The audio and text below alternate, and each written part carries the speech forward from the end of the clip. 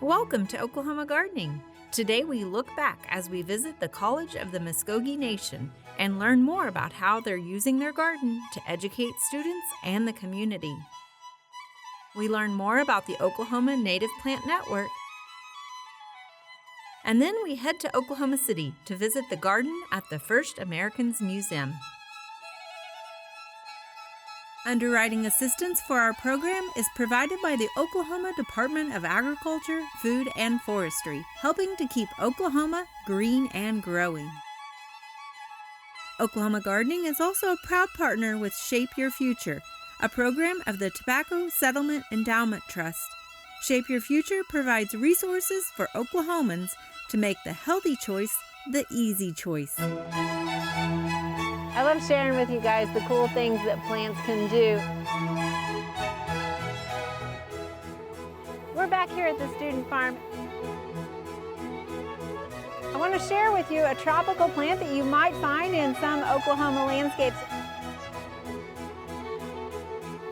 It's important to know which plants we are dealing with so that we can continue to maintain them successfully for years to come.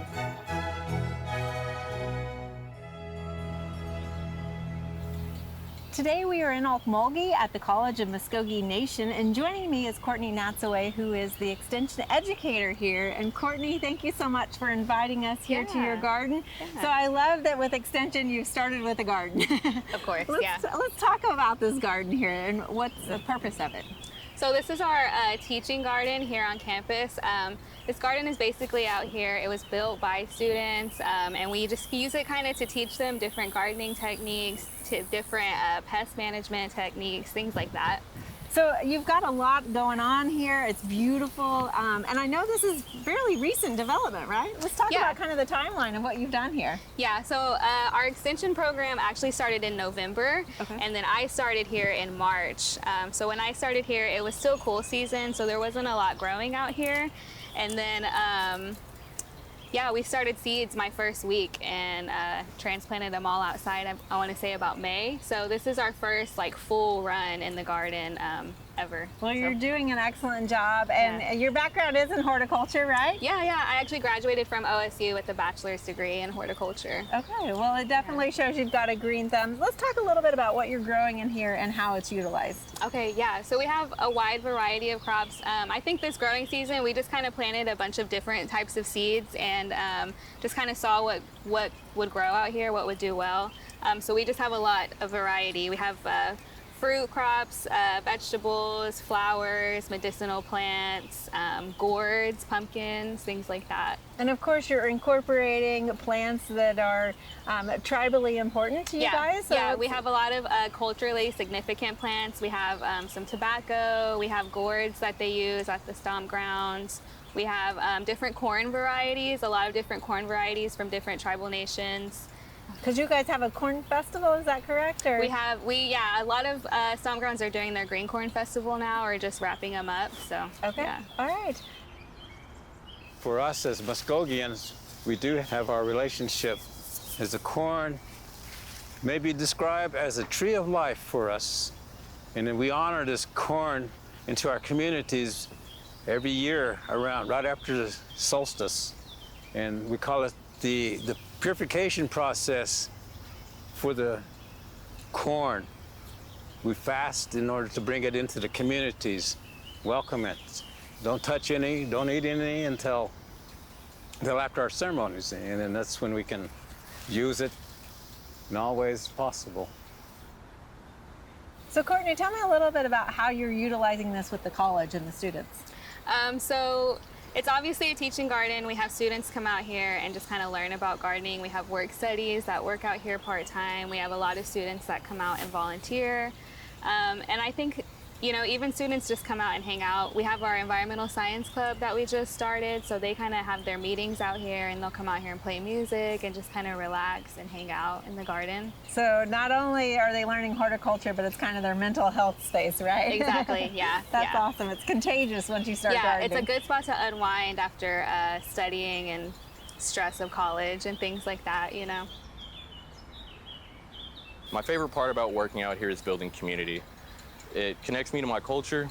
I've made a lot of friends. It keeps me in shape.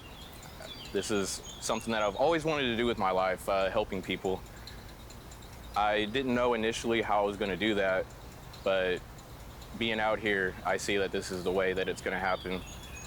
I've seen progress be made before my own eyes, and we're really working towards building community. We volunteer a lot. Just overall, my mental health for sure has greatly improved being out here. This really means a lot to me. It's been a passion project. My first trimester out here, there wasn't really a lot of students that came out, but now going into my fourth trimester working in the garden, there's so many people that come out here just to enjoy it. They volunteer their own time as well. And really, this is something that I love doing. I had no idea that this is what I was going to do with my life, but it's really made a huge impact in me. And it's not just what I do out here. Everyone else is a pretty big part. They have introduced me to things from our culture, and that means a lot. I'm just happy being out here. I would have to say my favorite part of being out here is building stronger relationships with other people and the amount of balance that being out in a garden and being around people brings in my life, and I'm sure others too. But I would have to hurry up and do all my schoolwork, do all my classes, go to work, and just make sure I was out here as soon as possible because it's just amazing being out here every day. My favorite part working with Courtney would have to be her teaching me almost everything that she knows because I've known her for the smallest amount of time, and I feel like I have a good handful of knowledge that I could use day to day, even in my own personal garden. Well, I know you've worked hard to integrate this into the community. Can you tell me a little bit about some of the partners you're working with? Yeah, so we've partnered with the Muscogee Community Garden. We actually just did a children's gardening program with them. During the summer, we just gardened with kids from, seed to harvest. We also partnered with OSU Extension here in Muscogee with their Master Gardener program. So we provided scholarships for Muscogee citizens to get into that Master Gardening program. We taught a couple of the courses. And yeah, our goal with that ultimately is just to teach Master Gardeners so that way they can teach other people how to garden, and just kind of keep it going. And is this open to anybody or tribal members only? Or? Yeah, so the Master Gardening program is open to everybody. Our ultimate goal with that is to start a Muscogee Master Gardener program where we kind of focus more on culturally significant plants and cultural gardening practices, things like that. But that will also be open to the public. This is fantastic. And if anybody wants more information about these programs, where can they find that? On your website? Probably our extension page, the CMN extension page. Our garden is also open to the public every Thursday from 11 to 12. So anybody can come out and ask us questions, gardening related or not, and they can just come visit our garden and see it. Well, thank you so much. Yeah.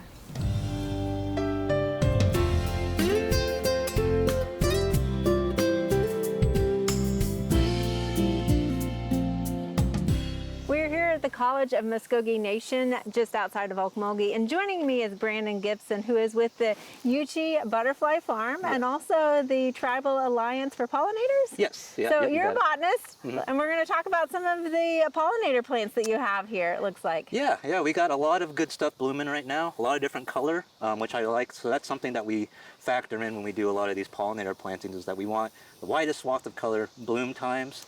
Because we're not just planting one single flower for one particular butterfly. We need to cover the entire ecosystem essentially, and so that's what we're kind of doing here. And we got a really nice tobacco plant here.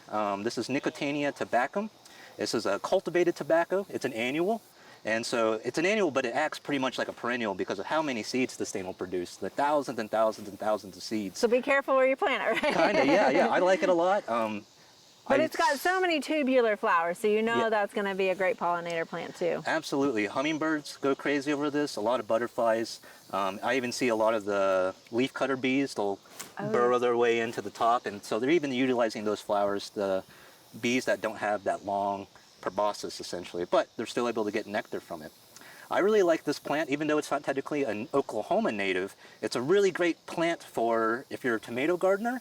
You ever get those tomato hornworms all over your tomatoes, they love this instead of the tomatoes. Okay, so it's going to be like a trap plant for them. Yes, absolutely, absolutely. And so we have all these big old fat caterpillars all over these, and the moss look really pretty. And so we don't want to neglect those moss either. And so providing food and sort of bait plants so where we can coexist in a nice little garden setting is mainly what I use this plant for. Well, it's already kind of late into the summer and you've got a lot blooming still, which is impressive, including this cardinal flower. Yeah, this is one of my favorite plants. This is definitely a staple plant that we grow every single year. And you know, this particular plant is from Osage County out near the tallgrass prairie area, so think Pawhuska. Okay. And that's another big point about what we do for our organization, is that I can tell you exactly where in Oklahoma all of these plants were collected from natively. And so the cardinal flower, like I said, is from Pawhuska area. The blue vervain, that is from Tulsa County. The cut plant is from Moreland, Oklahoma. And this is one of my favorite plants. It's another staple that we grow at the farm every single year. The scientific name would be Silphium perfoliatum. And that perfoliatum part of the species name is actually telling us quite a bit about the plant. So if you look at the stem of the plant, the leaves will actually fully encompass around the stalk. And so that's perfoliate. And so in botanical terms, perfoliate means wrapping around that stem. And so that's where it's getting its name from, cup plant, because after a rain, you can go and look at that stem and there will be literally a cup of water there. And so I've seen birds use that and utilize it to get a drink of water. And so it's not only a great nectar plant, but it's also a great plant just for birds to get some natural water.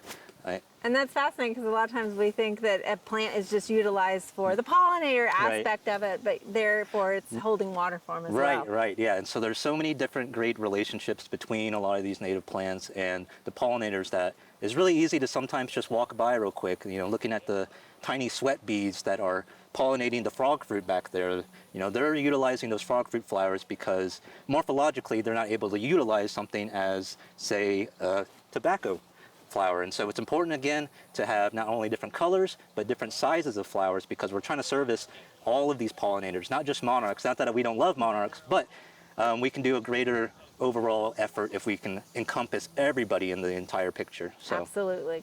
So we know they're doing well here in Oklahoma. They're not just said to be native to here. Yeah. So all of our seed banks and the plants that we provide, they're all natively collected from Oklahoma. We don't order any of our stuff. So if someone like an elder comes to me and is looking for some medicinal plant, I just pretty much got to figure out where it's at in the world and go and collect it and then propagate that for them, and then we give them nice little gardens like this, so where they can collect their own seeds. We can show them how to actually grow it out, because there is some finicky processes with some of these native plants, such as the cardinal flower needing sunlight, which a lot of people don't think about, that some seeds will actually need exposure to sunlight rather than what we've been taught growing up, where you always bury a seed and then you water it.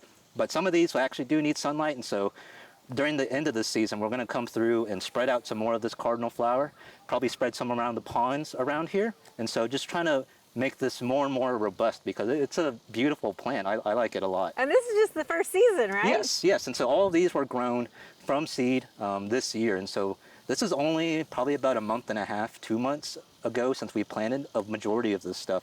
We have some in kind of different stages. Obviously the big tall one's doing really well, but we have more back there that are going to be still blooming probably in about another month. They've been really taking off the past month, I would say. And so it's just going to cultivate more and more and grow out more and more, which will be really nice. Well, I love this partnership that you guys have created. Tell me a little bit. So obviously you have a wealth of information. So you help with the education programs that they do here at their gardens? Yeah. So we're doing sort of a relationship right now with the college from the Uchi Butterfly Farm and Tribal Alliance for Pollinators. So I'll be out here every week, 2 times a week, Monday and Wednesday. And so just providing information like we're talking about right now, as well as different methods for sort of smart agricultural reasons. And so going forward, talking about rain barrels, conserving water, utilizing native plants to conserve water, talk about burning a lot, because burning is a very core component of Oklahoma's grassland systems. And so those kind of get underlooked, but it's a crucial part of the ecosystem. So having whoever really wants to come out here, there's no restrictions. You don't have to be a student or an employee or anything. If you want to learn about native plants, how to grow them, you can just come here and I'll help you out whatever way I can. This is fantastic. Yeah. Thank you so much for sharing this with us. Yeah.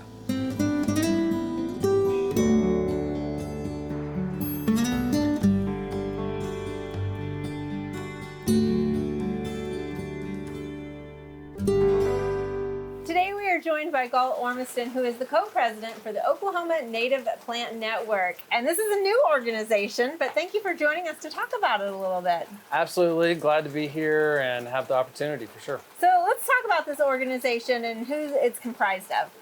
Yeah, so really industry professionals that are geared towards native plants and either designing or using them in landscape areas, garden spaces, green spaces. So we're really foundationally trying to promote the use of native plants and have several educational resources that we try to do that with. And native plants have always had, you know, the one table at your traditional nursery, but y'all are really trying to make it more mainstream, right? We are. We feel like this is a great opportunity. There's a lot more excitement around native plants, more so than before. We've always kind of been here, you know, but now it's time to, I guess, get a little more vocal and start to work on some of the branding towards native plants in the Oklahoma area in particular. Okay, so you're comprised of a lot of growers and some nurseries and then also some homeowners. I mean, anybody can be a part of this group? Yes, anyone can be a member, but we do have kind of levels and tiers. So Okay. we're trying to use this organization as a network for business to business, but ultimately the information that we produce and the events that we have are for public consumption. Okay. But say in a regular meeting, we're probably only going to have people that are in the business or in the industry, and it kind of relates to native plants. All right, so let's talk about some of the educational components that you're putting out there and the branding for native plants. I hear you got some plant tags that are going out. We do. We've got a special plant tag program. So our organization has come up with what we see as the metrics of what we'll consider as a native plant, how it's produced, the size, and the species. Okay. So we came up with a list our first year, which was last year, of 10 plants, and then this year we came up with 5 more. And so built special tags for those 15 plants. And if you're a member of our organization and you're kind of been approved, then you'll have access to those plant tags. And so as consumers are out at nurseries that participate within our organization, they'll see these plant tags and know they've been specially approved. Right. Yeah. And so there's no second guessing to it. You know that it's something that is native and grown in a native friendly way, right? Correct. Yeah, absolutely. So no neonicotinoids. Did I say that right? Yeah. I think. In particular, that's top of the list. And you know, I think the fundamental question to everyone was, what is undeniably native? And we had a lot of plants that we looked I at. bet those were fun discussions. Yeah, for sure. It took a while, you know, and it seems like 15 plants is maybe not a whole lot, but you know, this is our second season. And as we build upon that, you know, look down the road 5-10 years from now, we'll have a much larger collection. But again, ones that we've really thought through and feel like they're important for this area. And one of the big things y'all are about is trying to make native plants more accessible to the average person, right? So I assume there's resources on your website and events that you're having as well? Yes, thanks. And our website is onpn.org. Okay. That has all of our information. There's a few key dates that we're going to have. July 25th, we'll have a professional workshop, and that's at the OSU Botanical Gardens. Okay. That's on a Thursday. And then September 28th is our Fall Fest. We did it last year. We had a great rollout. There was like 1,000 guests. Everyone was just floored. This past spring, we had an event in Norman at the Stash. Okay. Had over 3,000 visitors. Wow. A lot of the same audience that came to our fall show. So they came to our spring. We're hoping that, you know, fall is going to be even bigger. So September 28th. And yeah. And are those educational as well as plant sales? We can buy some plants there too. Yeah, and you know, and they'll have some goodies as well, so some edible kind of like foods and things like that. But yeah, mostly plants, and then we'll have, I think, 5 or 6 speakers. Okay. You know, so they'll talk, you know, a little bit about everything. All right. Well, I know other states have programs like this, and you guys were really wanting to create something for Oklahoma, right? Yes, yeah, and you know, it's a long process, and there's a lot of ground to cover, and so trying to keep it concise, as I was saying earlier, is kind of our key focus. Like, what makes sense for us to put our time and resources into that can make a big difference, a big impact. All of us are working within the industry, so these aren't, retired homeowners, hobbyists, enthusiasts, although, they kind of are as well, right? I mean, everybody loves the native plants. And so, trying to come up with pertinent material that we can put out there, we can focus our time on is really the highest importance right now. Well, and on the industry side of things, I know sometimes that can be a gap between what designers want and the availability of plants. So the fact that designers and nurserymen are also working together to provide that for homeowners is kind of a cool thing. Yeah, absolutely. And that's a big part of why we wanted to put the group together, is really just sourcing materials. So designers that love native plants want to be able to spec their plants, on their designs, obviously, and that's part of it, and that's great. But having the suppliers and the producers and the growers that are actually here that have those plants available, it's a whole nother thing. Yeah. So marrying those two, I guess, ideas and coming up with some good solutions, are things we're trying to work through. That's fantastic. Thank you so much for sharing this with us, Galt. Yeah, absolutely. Thank you.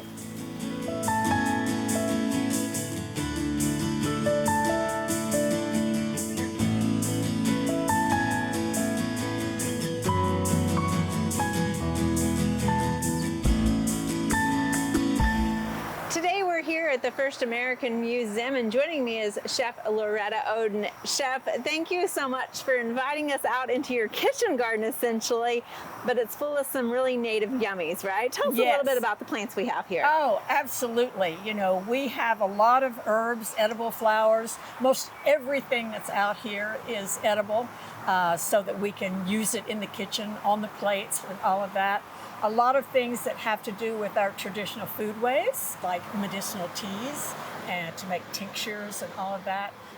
Just an overall look at, what we consumed as Native peoples in the past, and bringing that forward into the future. And you guys as a museum are representing all of the nations, right? Or a lot of them anyway? Well, a lot of them. We're representing the 39 nations that now call Oklahoma home, that are literally from all over North America. So we have people from, all regions who came here with different foodways, different plants and animals in their particular regions.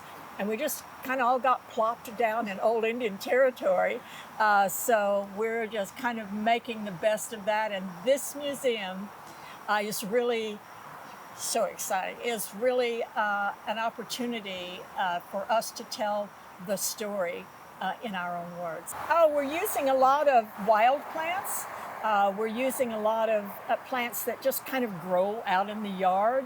We are traditionally pretty much a plant-based society. So of course the corn, beans, and squash, every kind of bean imaginable, chili peppers, tomatoes. People are really not aware of how many foods are indigenous to the Americas. We're using this in the restaurant as ingredients, as garnish with the edible flowers. So tell us a little bit about how this garden is utilized by the museum. So we're using it as a teaching garden for the children in fam camp. My target audience, because we've got to get these kiddos young. They help us plant, they make seed balls, and then when they grow something, they're really intrigued to taste it. So we've had them eating stuff that they would never have dreamt of eating before. But as you go through the garden, this is also open to the public all of the time. Any visitor to the museum has access to this garden. And as they go through the garden, we have plant identifiers, and we also have QR codes on these little stakes that you can access to get some recipes from Chef Loretta on how to use some of these beautiful plants. Okay, and I know you've been a chef for a long time and have been working with indigenous plants for a long time as well. Yes. So if somebody's looking for a resource, I think you might have a book you could suggest to us. I do have a book. Thank you for mentioning that. It dropped in October, my first after 35 years of doing this, but it's called Corn Dance, Inspired First American Cuisine. So it has a little bit of my story, but it has some it's geared towards the home cook, so it's not real complicated. and some great recipes utilizing our indigenous foodstuffs. Well, this is great information, and we're so happy that there is this museum here as a resource and that there are people working to preserve these native traditions. Thank you so much. All right. Thank you.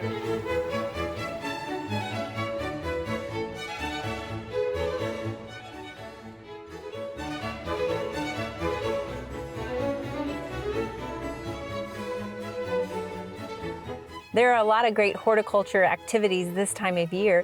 Be sure and consider some of these events in the weeks ahead.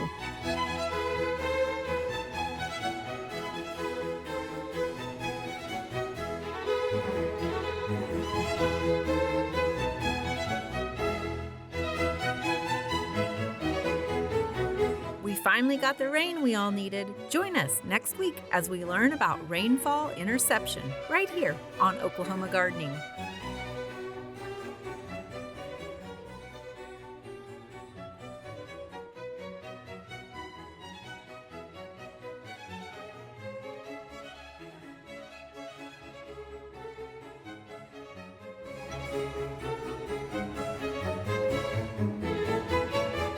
To find out more information about show topics as well as recipes, videos, articles, fact sheets, and other resources, including a directory of local extension offices, be sure to visit our website at oklahomagardening.okstate.edu.